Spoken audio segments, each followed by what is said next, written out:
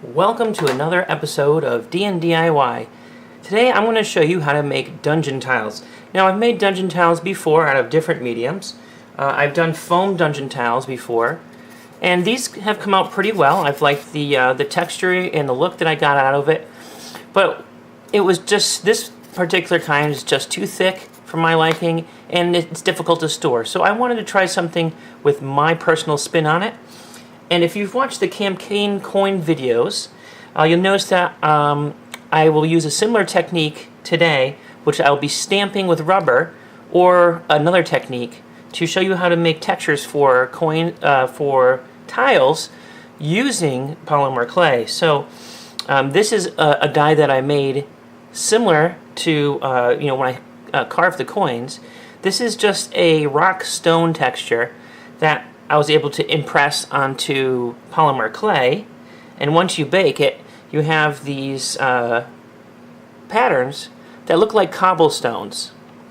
So I was able to bake that and paint it, and today I'm going to show you how to make your own tiles. Now there's a couple different styles that I wanted to try out, and you can see what works best for you. So the first design style that I have is just a basic 2x2.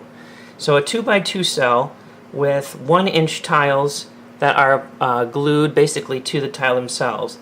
Now these are nice and compact, but when you put a miniature on them, it might make it a little bit difficult for your minis to move around, especially the larger base miniatures. So one other design style is to do 2.5 by 2.5 inch base with 1-inch mini tiles on top of it. And if you cluster them towards the center, it looks really cool and looks very even. But the problem is when you repeat these, you get these large gaps in between the blocks of 4. So then there's another way to do it. It's to have a 2.5-inch base, again with 1-inch tiles, because the standard base size would fit on a 1-inch square. And with these, if you space them out to about 1/8 of an inch here in the middles between the 4 tiles, you'll see that you can kind of replicate that grid pattern as you go along. So it's a little bit more friendly as far as using your miniatures, and more pleasing to the eye with the grid pattern if you want a grid pattern. However, I'm not sure that I really enjoy the grid pattern. I'm not sold on it completely. I kind of want a more uninterrupted dungeon floor experience or dungeon tile experience. So the other idea that I have is to do 2.5-inch tiles. The base tile would be 2.5 by 2.5. And then the center tiles that we'll use will be 1.25 inch like this. And then when we place them, they will be flush, they'll be tightened together, and you can still be able to see the cracks in between, and you'll use that as your guide. So instead of having these large spaces in between for your grid line, you'll just have the cracks in between that you can see by eye. And I think I'd rather do that just to make a more uniform, like floor covering, and also at the same time give greater room for minis to walk around on. Especially miniatures with a bigger base, a 2-inch base perhaps, it'll be better to fit on there, and instead of trying to squeeze them in on top of a smaller base size like this. So the first thing that we're going to need to do is we're going to find some chipboard, and we're going to need a ruler, a hobby knife, and then we're going to also need a large permanent black marker.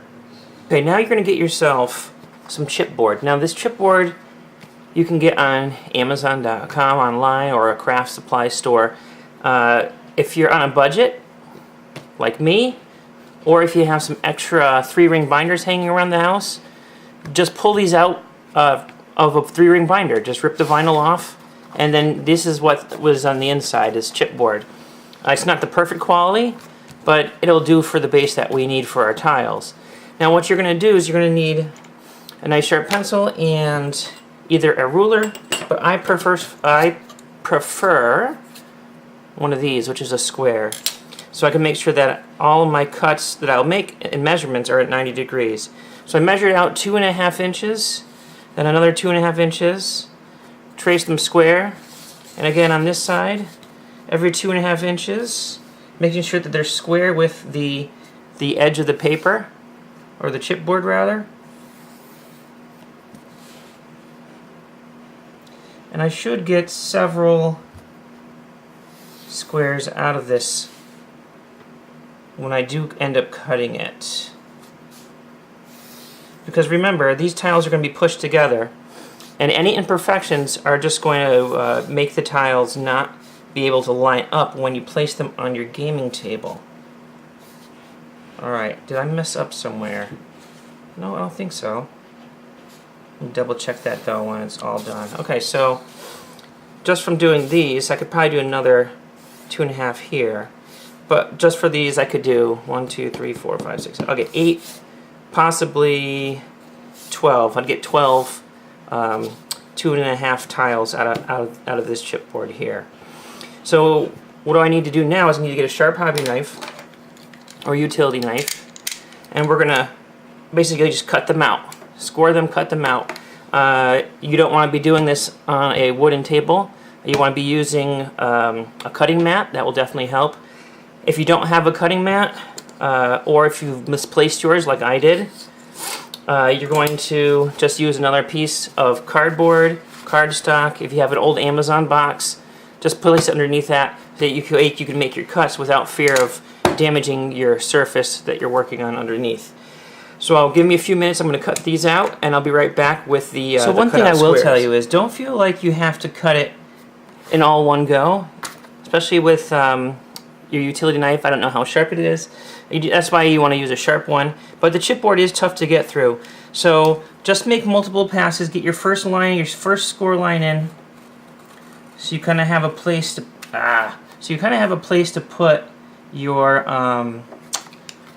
blade. Get your first line in and just repeat. Just go over it several times, pressing harder a little bit more each time, making sure it doesn't move.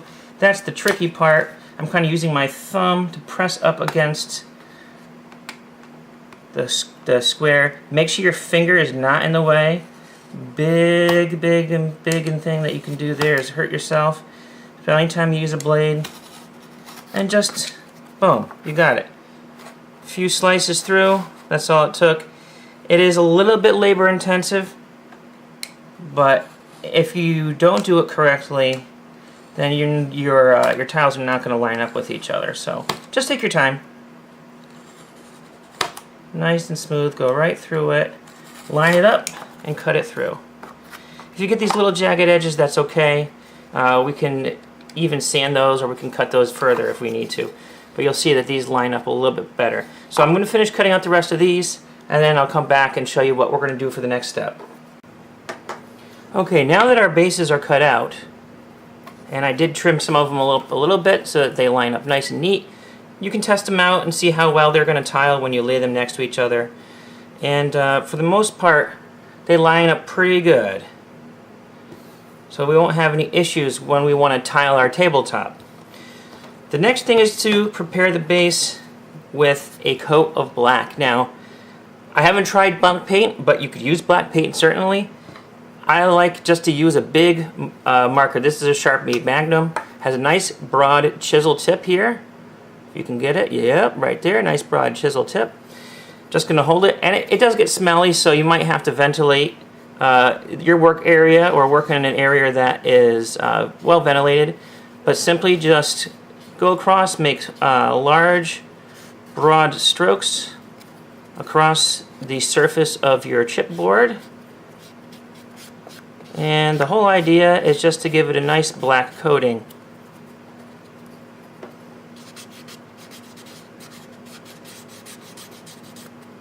Corner to corner, fill up all those spots. Now remember that they are going to be covered with tiles. But still, it's nice just to give it a nice good covering. Do the edges. You only need to do one side, because you may want to mark the back with what type of tile that you're making with it for storage purposes, and also when you're building. So front side, the edges, leave the back side alone, unless you wanted to do like a dual tile where you have a design on the front and a different design on the back, so you have reversible tiles. That's something that you can do if you want to get fancy with it. But for the basic tile, this is all we're going to do. We're just going to cover the top and the sides. So get all these bases prepped, and then what we're going to do next is we're going to start working on the polymer clay mini tiles itself.